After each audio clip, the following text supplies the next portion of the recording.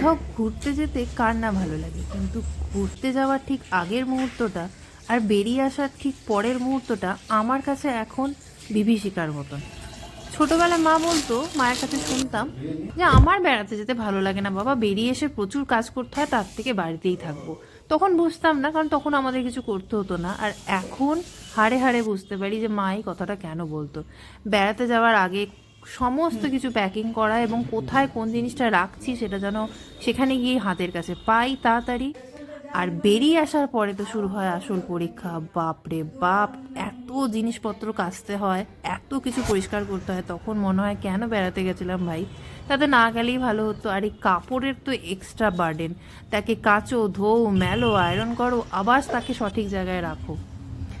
তখন মনে হয় যে মায়ের কথাগুলোই ঠিক, বেড়াতে যাওয়াটা হলো একটা এক্সট্রা বার্ডেন। কিন্তু আমাদের সকলেরই বেড়াতে যেতে তো ভালো লাগেই, একটু রিফ্রেশমেন্ট হয়, কিন্তু বেরিয়ে আসার পর না যে হাল অবস্থা হয়ে যায়।